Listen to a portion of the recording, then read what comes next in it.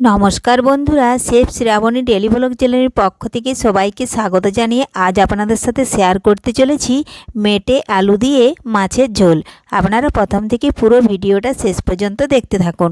ভালো লাগলে একটা লাইক দিয়ে আমার পাশে থাকুন ও বন্ধুদের সাথে শেয়ার করে দিন। চলুন তাহলে শুরু করি। তো দেখুন বন্ধুরা, তার জন্য এখানে দেখুন মেটে আলু বাজার থেকে কিনে এনেছি।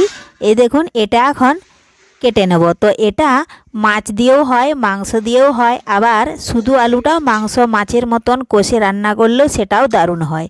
তো আজকে আমি বানাবো মাছ দিয়ে। দেখুন তার জন্য ছোট ছোট করে কেটে নিয়েছি। এই দেখুন এভাবে পিস পিস করে কেটে নিয়েছি। এখন এটা ধুয়ে ভালোভাবে পরিষ্কার করে নেব আর একটু ভাপিয়ে নেব। এই আলুটা কিন্তু অনেকটাই নরম, খুব বেশিক্ষণ ভাপাতে টাইম লাগবে না।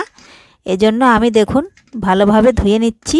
তার আগে যদি কোনো বন্ধু আমার চ্যানেলে নতুন হয়ে থাকেন, চ্যানেলটি সাবস্ক্রাইব করে বেল আইকনে হলে সেট করে দিন সবার প্রথমে আমার রেসিপি পেতে। দেখুন আমি ধুয়ে কড়ার মধ্যে দিয়ে দিচ্ছি। দেব সামান্য পরিমাণে একটু লবণ আর একটু হলুদ। এই দেখুন বন্ধুরা ভাপিয়ে আমি জল ঝরিয়ে নিয়েছি। এখন আলুগুলো ভেজে নেব। তার জন্য দেখুন কড়ায় সাদা তেল দিয়েছিলাম, তেল গরম হয়ে গেছে। এখন আলুগুলো নাড়াচাড়া করে একটু ভেজে নেব।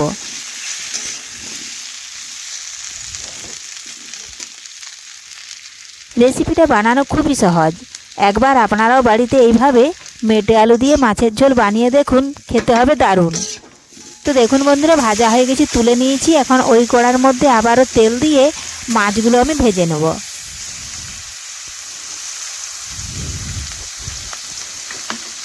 মাছগুলো এক পাশ ভাজা হয়ে গেলে দেখুন আর এক পাশ উল্টে আমি দুপাশে লাল লাল করে ভেজে নিয়েছি। এখন মাছগুলো একটা অন্য পাত্রে তুলে নেব। এ দেখুন তুলে নিয়েছি। এখন ওই তেলের মধ্যে দিয়ে দিলাম 5 ফোড়ন, গোটা জিরে, একটা তেজপাতা। একটু ভেজে নিয়ে দিয়ে দিলাম একটা বড় সাইজ পেঁয়াজ কুচিয়ে রেখেছিলাম, পেঁয়াজ দিয়ে দিলাম। এখন নাড়াচাড়া করে পেঁয়াজ একটু লাল লাল করে ভেজে নেব। তো দেখুন বন্ধুরা পেঁয়াজ ভাজা হয়ে গেলেই আমি একটা বড় সাইজ টমেটো কুচিয়ে রেখেছি, ওই টমেটো এখন দিয়ে দেব। দেখুন টমেটোগুলো দিয়ে টমেটো একটু নাড়াচাড়া করে নিচ্ছি পেঁয়াজের সাথে। দেখুন একটু ভেজে নিলাম। এখন এর উপরে দিয়ে দেব পরিমাণ মতো হলুদ গুঁড়ো আর দেব আমি পরিমাণ মতো লাল লঙ্কার গুঁড়ো। দেব আদা, জিরে, গোলমরিচ ও রসুন বাটা। মশলা ভালোভাবে একটু কষে নেব। তো তার আগে একটু মশলার বাটিটা ধুয়ে জল দিয়ে দিলাম। এই দেখুন এখন নাড়াচাড়া করে মিশিয়ে মশলা একটু কষে নেব। কষে নিচ্ছি। তার একটু দিয়ে দিলাম স্বাদ মতো লবণ, আবার একটু জল দিলাম। এখন মশলা বেশ কিছুক্ষণ ধরে কষে নেব, তাতে মশলার কাঁচা গন্ধ অনেকটাই চলে যাবে। এই দেখুন কষানো হয়ে গেছে। এখন ভেজে রাখা মেটে আলু দিয়ে দেব। এখন মেটে আলু দিয়ে আবারও বেশ কিছুক্ষণ কষে নিতে হবে।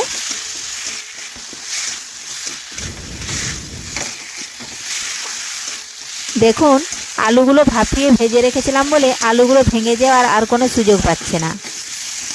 এই দেখুন ভালোভাবে কষে নিয়ে এখন আমি ঝোলের জন্য পরিমাণ মতো জল দিয়ে দেব। জলটা আপনারা আপনাদের পছন্দ মতো দেবেন, যে যতটাই ঝোল খেতে পছন্দ করেন সে কিন্তু ততটাই জল দেবেন। দেখুন আমি এখানে 1 গ্লাস জল দিয়ে দিচ্ছি। এখন নাড়াচাড়া করে ভালোভাবে দেখুন মিশিয়ে নিলাম। এখন বেশ কিছুক্ষণ অপেক্ষা করব ঝোল ফুটে যাওয়া পর্যন্ত। দেখুন বন্ধুরা ঝোল ফুটে গেছে। ভেজে রাখা মাছ দিয়ে আবারও কিছুক্ষণ ফুটিয়ে নিলেই তৈরি হয়ে গেল মেটে আলু দিয়ে মাছের ঝোল। রেসিপিটি ভালো লাগলে লাইক, শেয়ার, কমেন্ট করতে অবশ্যই ভুলবেন না বন্ধুরা। ধন্যবাদ। ফিরে আসছি আবারও পরের ভিডিওতে।